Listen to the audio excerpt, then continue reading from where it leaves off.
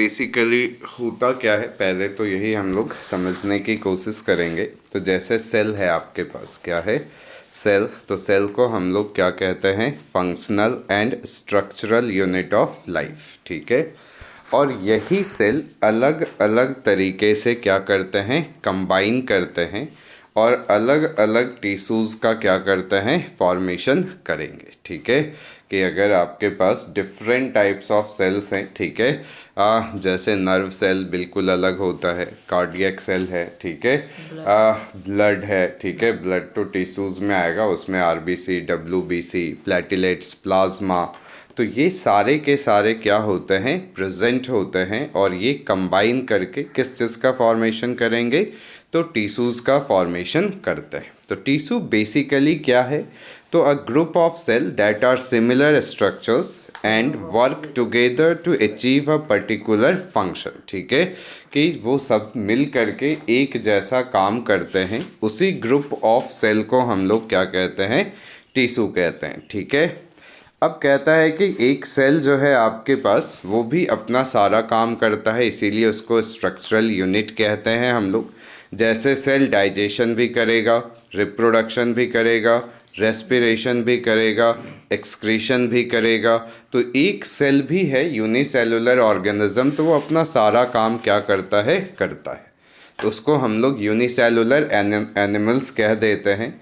दूसरा होता है मल्टी सेलुलर, जिसके अंदर बहुत सारे सेल होते हैं, ठीक है, जैसे हम लोग हैं, ठीक है, माथा का सेल, गाल का सेल, ठीक है, अलग अलग क्या है, सेल्स हैं। और सबका क्या होता है, division of labour. Respiratory system सांस लेने का काम करेगा, रिप्रोडक्टिव सिस्टम रिप्रोडक्शन का काम कर रहा है, डाइजेस्टिव सिस्टम डाइजेशन का काम कर रहा है। तो डिवीज़न ऑफ लेबर होता है। मल्टी सेलुलर में ऐसा नहीं है कि एक ही सेल जो है वो सब काम करेगा, ठीक है। यहाँ पे कुछ स्पेशलाइज्ड सेल होते हैं जो अलग अलग काम अपना परफॉर्म करते हैं। जैसे मसल सेल है, वो कॉन्ट्रैक्ट और रिलैक्स करता है, जिसके वजह से मूवमेंट में मदद मिलती है। नर्व सेल है जो मैसेज ट्रांसफ़र का काम करता है। ब्लड सेल है जो ट्रांसपोर्टेशन का काम करता है, कि फूड, हार्मोन्स, वेस्ट मटेरियल, इन सबको वो क्या करेगा, ट्रांसपोर्ट करेगा। प्लांट में भी आपके पास टिश्यूज़ होते हैं, जाइलम, फ्लोएम, जो ट्रांसपोर्टेशन का काम करते हैं। जाइलम का काम क्या होता है, कि धरती के अंदर सॉइल में जो वाटर होते हैं, जो ट्रैप्ड वाटर है या पानी जो ऊपर से हम लोग इरिगेट करते हैं, उसको एब्जॉर्ब करके लीफ तक पहुंचाने का काम किसका होता है, जाइलम का, ठीक है। और अगर हमारा प्लांट जो है खाना बना लेता है, ठीक है, फोटोसिंथेसिस करेगा, फूड बन गया, अब उस फूड को सब जगह पहुंचाने का काम किसका होगा, तो फ्लोएम का। ये बात समझ में आई। जाइलम क्या करता है, वाटर को पहुंचाता है लीफ तक, और फ्लोएम क्या करता है, जो प्रिपेयर्ड फूड है उसको डिफरेंट पार्ट्स ऑफ प्लांट तक पहुंचाने का काम करता है। अब जो प्लांट होते हैं वो स्टेशनरी होते हैं, फिक्स्ड होते हैं, ठीक है, सीधे रहेंगे। सपोर्टिव टिश्यूज़ उनको ज़रूरत पड़ती है ताकि वो क्या रह सकें, सीधे। तो उनका जो बार्क होता है, बाहर वाला जो लेयर होता है, वो क्या होता है, डेड सेल। क्या होता है, डेड सेल, जो उनको खड़े रहने में क्या करता है, मदद करता है। अब आता है एनिमल्स। अब एनिमल तो स्टेशनरी रह नहीं सकता, उसको तो जो है अपने खाने के लिए, अपने जो है प्रोडक्शन के लिए, अपने सेफ्टी के लिए क्या करना पड़ता है, मूव करते रहना पड़ता है। तो उनके बॉडी के अंदर जो लिविंग टिश्यूज़ होते हैं वो ज़्यादा होता है, ठीक है। हाँ, कुछ बाल है या नेल है, उसको छोड़ दे तो बाकी सब क्या होते हैं, लिविंग टिश्यूज़ या लिविंग सेल्स ही उसके अंदर प्रेजेंट होता है। अब कहता है कि अगर हम लोग प्लांट और एनिमल्स को देखें तो इनका जो ग्रोथ होता है वो भी क्या होता है, अलग अलग होता है। जैसे प्लांट में एक पर्टिकुलर रीजन में ग्रोथ होता है, जैसे कि आपके टॉप के पोर्शन में जो है स्टेम बाहर चलता चला जाएगा और बॉटम में जो है रूट्स बाहर चलता चला जाएगा। जबकि एनिमल के अंदर जो आपका ग्रोथ होता है वो कैसा होता है, तो यूनिफॉर्म ग्रोथ। कैसा ग्रोथ होता है, यूनिफॉर्म, कि जिस रेशियो में हाथ बढ़ रहा है उसी रेशियो में पैर भी बढ़ेगा। हाँ, ऐसा तो होगा नहीं हाथ बहुत ज़्यादा बड़ा हो गया, पैर छुटकू सा रह गया, ठीक है, या बॉडी बढ़ गया, मुंह इतू सा रह गया, ठीक है। तो क्या होता है, यूनिफॉर्म ग्रोथ होता है। तो अगर प्लांट की बात करें तो मेरिस्मेटिक आपके पास टिश्यूज़ होते हैं और एक परमानेंट होता है, ठीक है। पर मेरिस्मेटिक जो है जिसके अंदर ग्रोथ होता रहता है, परमानेंट जो होता है वो क्या होता है, डेड। अब कहता है सेल से क्या बना, टिश्यू। बहुत सारे टिश्यूज मिलेंगे तो क्या बनेगा, ऑर्गन। बहुत सारे ऑर्गन मिलेंगे तो क्या बनेगा, ऑर्गन सिस्टम। और बहुत सारे ऑर्गन सिस्टम जब मिलेंगे तो क्या बन जाएगा, ऑर्गेनिज्म। अब हम लोग सबसे पहले प्लांट टिश्यूज़ के बारे में पढ़ेंगे। तो कहता है कि इसमें मेरिस्मेटिक टिश्यू होता है कि पार्ट ऑफ प्लांट जहाँ पे कंटिन्यूअस ग्रोथ जो है आपका होता रहता है, होता रहता है। एक सेल से दो सेल, दो सेल से चार सेल, चार सेल से 8 सेल, इस तरीके से वो बढ़ते रहते हैं। उसी को कहा जाता है मेरिस्मेटिक टिश्यूज़। कोई कंफ्यूजन नहीं। अब इसके लोकेशन के हिसाब से इसको हम लोगों ने 3 पार्ट्स में डिवाइड किया। कितने पार्ट्स में, 3। एक होता है एपिकल, दूसरा होता है लैटरल और तीसरा होता है इंटरकैलरी। एपिकल एकदम टिप पे रहेगा, ठीक है, जो सबसे ऊपर वाला पोर्शन होगा वहाँ पे एपिकल। बीच में जो होगा आपके पास वो इंटरकैलरी, और जो साइड से उसके मोटाई को इंक्रीज करेगा उसको क्या कहेंगे, लैटरल। ये चीज़ समझ में आई। तो कितने तरह के लोकेशन हो गए आपके पास, 3। तो एक एपिकल, दूसरा लैटरल, तीसरा इंटरकैलरी।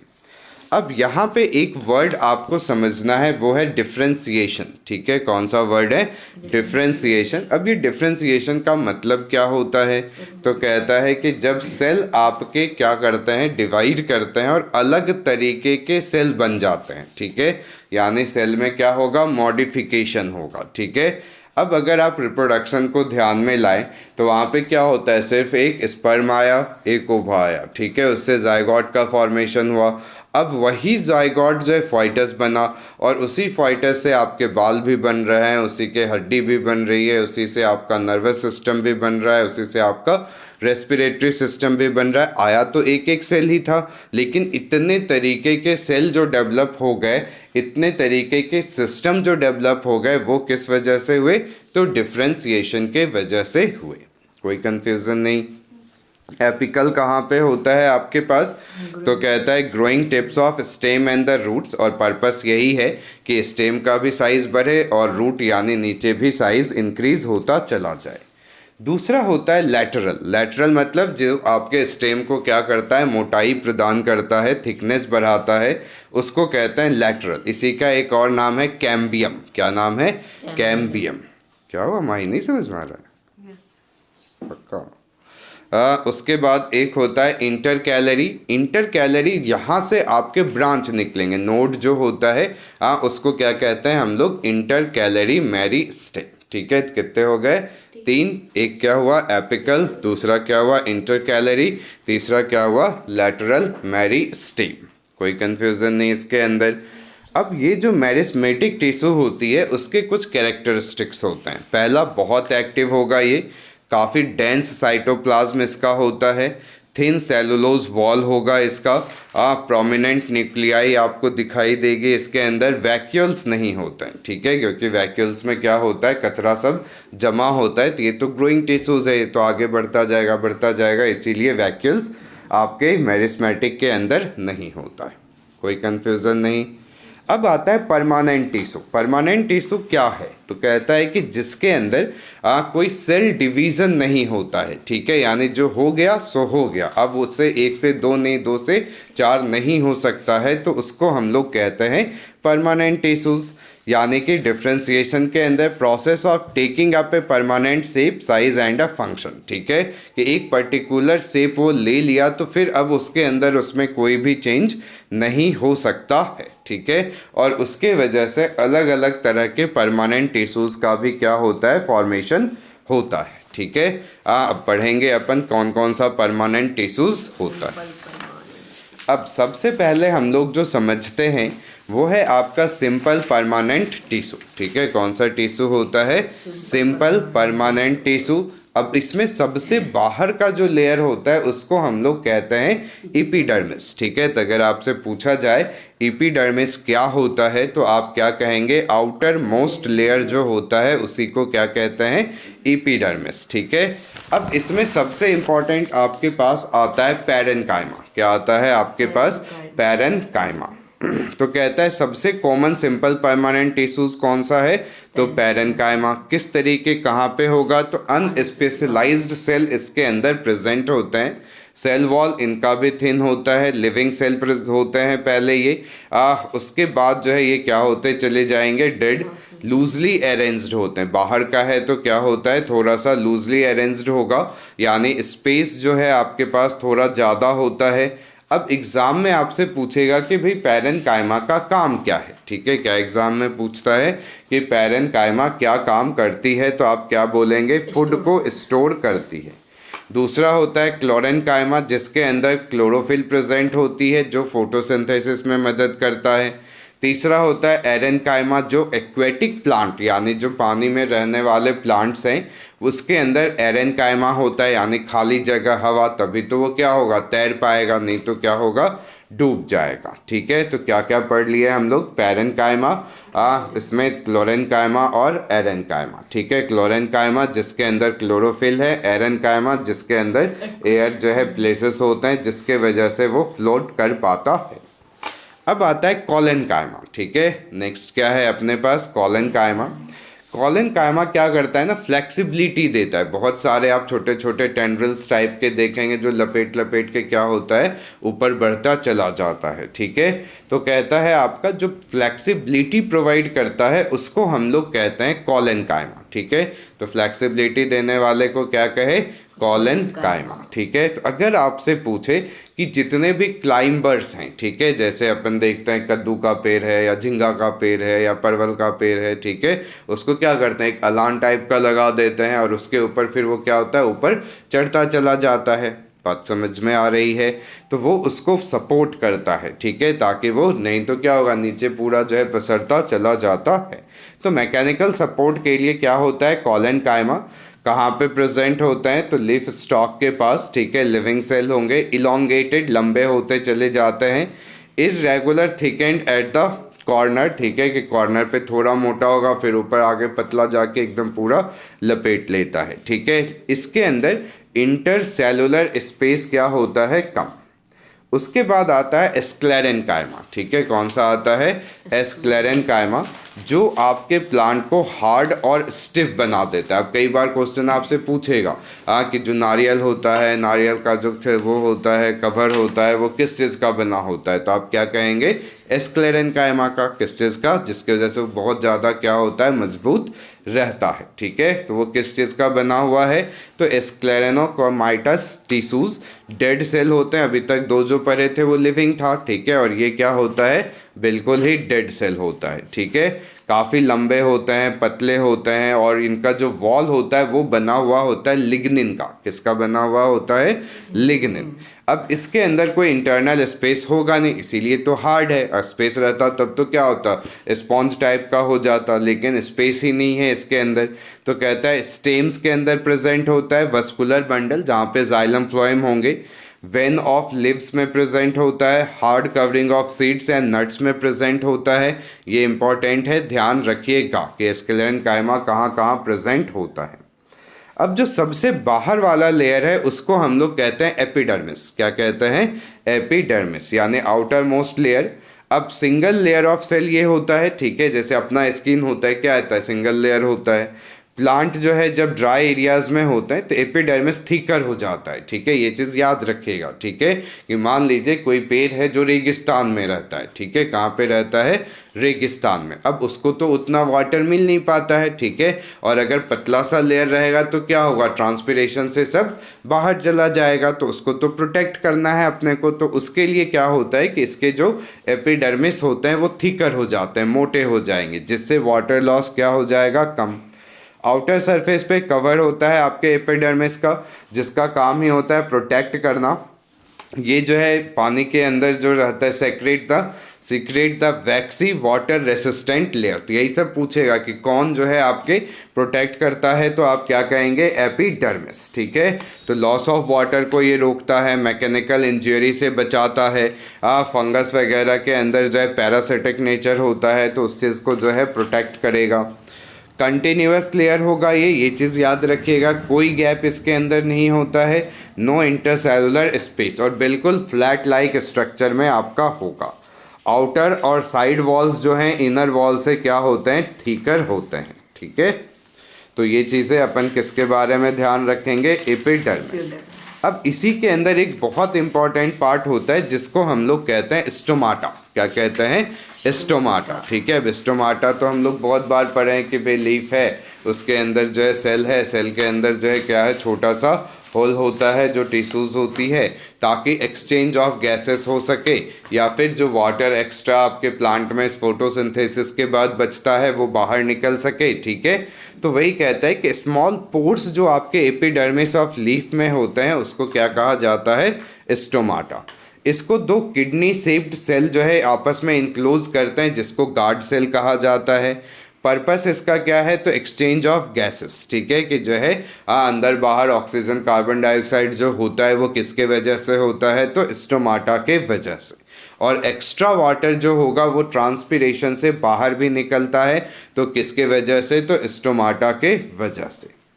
अब आता है एपिडर्मल सेल ऑफ रूट जो होते हैं, रूट के बाहर का जो लेयर होगा आपके पास। ठीक है, उसके अंदर कहता है क्या प्रेजेंट होता है, तो रूट हेयर। क्या प्रेजेंट होगा, रूट हेयर। अब ये रूट हेयर क्या करता है भाई, तो पानी तो एब्जॉर्ब करना है उसको। ठीक है, तो पानी एब्जॉर्ब करने के लिए वहाँ पे सरफेस एरिया ये क्या करता है, प्रोवाइड करता है। ठीक है, डेजर्ट प्लांट्स हैं अगर आपके पास, तो उनके ऊपर क्या होता है, वैक्सी कोटिंग होती है, ताकि अंदर से बाहर वाटर नहीं जा सके। और उस कोटिंग को क्या कहते हैं, क्यूटीन। किस चीज़ का बनता है वो, क्यूटीन का। तो वाटर प्रूफ सरफेस वो प्रोवाइड करता है। उसके बाद होता है आपके पास सेकेंडरी मेरिस्टेम। ठीक है, जिसका एग्जाम्पल क्या है आपके पास, कॉर्क। क्या है, कॉर्क। कॉर्क क्या होता है, तो जो आपके पास लकड़ी का जो पार्ट होता है और जिसमें सेल लाइक स्ट्रक्चर बने होते हैं उसी को क्या कहा जाता है, कॉर्क।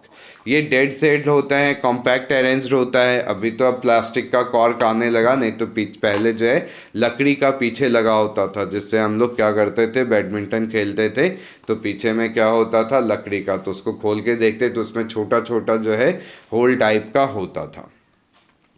अब कहता है किस चीज़ से बना हुआ होता है, तो सुबेरिन। किसका बना हुआ होता है, ये सुबेरिन। इससे जो है आपके गैसेस का भी ट्रांसफ़र होता है, इम्परवियस टू गैसेस। अब एक टॉपिक और हम लोग करते हैं तो ये आपका प्लांट वाला ख़त्म हो जाएगा, आज यहीं तक करेंगे। ठीक है, कम्प्लेक्स परमानेंट टिश्यूज। ठीक है, अब देखिए अभी तक हम लोग क्या पढ़े, सिंपल। सिंपल मतलब एक ही तरह के सेल से बने हुए हैं, तो उसको क्या कह दिए हम लोग, सिंपल। ये चीज़ समझ में आई। अगर आपका टिश्यू दो या उससे ज़्यादा तरह के सेल से बना होगा तो उसको क्या कह देंगे, कम्प्लेक्स परमानेंट टिश्यू, यानी made up of more than one type of cell. और ये सेल आपस में कोऑर्डिनेट करते हैं और एक कॉमन फंक्शन जो है क्या करते हैं, प्रोवाइड करते हैं। इसमें दो चीज़ों के बारे में आपको पढ़ना है, जाइलम और फ्लोएम। तो कहता है जाइलम और फ्लोएम बेसिकली हैं क्या, तो कहता है ये कंडक्टिंग टिश्यूज़ होते हैं जो किस चीज़ का काम करते हैं, तो वस्कुलर बंडल का वस्कुलर सिस्टम होता है जो चीज़ों को एक जगह से दूसरे जगह ले जाता है। अब ये किस लिए ज़रूरी है, तो कहता है सर्वाइवल के लिए। अब याद क्या क्या चीज़ें आपको रखनी है कि जाइलम किस चीज़ का बना हुआ होता है, तो ट्रैकेट्स का, वेसल का, जाइलम पैरेन्काइमा का, जाइलम फाइबर। क्या हुआ, कोई बात नहीं, ले लीजिए, सुन लीजिए हमसे।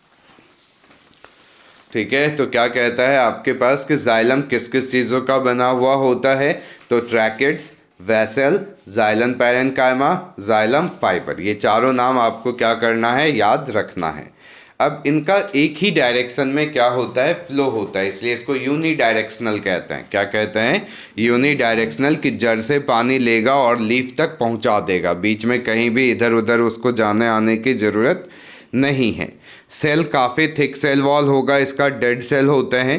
ट्रैकेट्स और वेसल जो है वो एक ट्यूबुलर स्ट्रक्चर प्रोवाइड करता है जो वाटर और मिनरल्स को क्या करता है, पहुंचाता है। मिनरल्स भी कहाँ से लेते हैं, तो सॉइल से। जैसे अब खाद देना होता है, फर्टिलाइज़र, तो हम लोग क्या करते हैं कि उसको कहाँ पे डाल देते हैं, हम लोग जड़ के पास। तो क्या होता है कि पानी के साथ मिल करके वो कहाँ चला जाता है, लीफ तक। ठीक है, पैरेन्काइमा का काम होता है फूड को स्टोर करना, ज़रूर याद रखिएगा। और ये किस में मदद करता है, तो साइड वे कंडक्शन में। फाइबर्स जो होते हैं वो सपोर्ट करते हैं इसको। साइड वे सर क्या होता है, मतलब प्लांट अगर स्टेम से जा रहा है, ठीक है, इधर पत्ता है तो क्या होगा, इधर चला गया, ऊपर पत्ता है तो ऊपर गया, फिर इधर पत्ता है तो क्या हुआ, इधर चला गया। तो उसी को क्या कहते हैं हम लोग, साइड वे कंडक्शन। समझ में आई बातें, कोई कंफ्यूजन नहीं। अब फाइबर्स जो होते हैं आपके पास, वो तो मजबूती के लिए होता है कि भाई ऊपर से दबाएं तो जो है दबक पिचक नहीं जाए, ठीक है। अब आता है फ्लोएम। फ्लोएम के अंदर क्या क्या चीज़ें होगी, तो कहता है सीव ट्यूब होता है, कंपेनियन सेल होता है, फ्लोएम फाइबर होता है, फ्लोएम पैरेन्काइमा होता है, और ये जो है बाई डायरेक्शनल होता है। ये याद रखिएगा कि जाइलम क्या था, यूनिडायरेक्शनल, और फ्लोएम क्या होता है, बाई डायरेक्शनल, ठीक है। यानी जाइलम में सिर्फ एक तरफ से आपका जा सकता था, और फ्लोएम में आपके दोनों तरफ से ऊपर से नीचे, नीचे से ऊपर भी जा सकता है, क्योंकि इसका काम है खाना पहुंचाना। अब लीफ ने खाना बनाया, अब हो सकता है उसको ऊपर वाले पार्ट तक पहुंचाना है, हो सकता है उसको जड़ तक पहुंचाना हो, तो ये क्या करेगा, बाई डायरेक्शनल होगा। अब सीव ट्यूब जो है वो ट्यूबुलर सेल होता है, परफोरेटेड होते हैं, छेद लाइक स्ट्रक्चर होगा इसके अंदर, होल्स, जिसके वजह से जो है ट्रांसपोर्टेशन क्या होता है, पॉसिबल हो पाता है। तो ये चीज़ें जो है आपको क्या करना है, ध्यान में रखना है। उसके अलावा आपके पास क्या है, तो जो है फ्लोएम फाइबर्स डेड सेल होते हैं, बाकी सारे के सारे क्या होंगे, लिविंग सेल। तो ये जो है आपका क्या है, कॉम्प्लेक्स परमानेंट टिश्यूज, ठीक है। तो एक बार इसको क्या कीजिएगा अच्छे से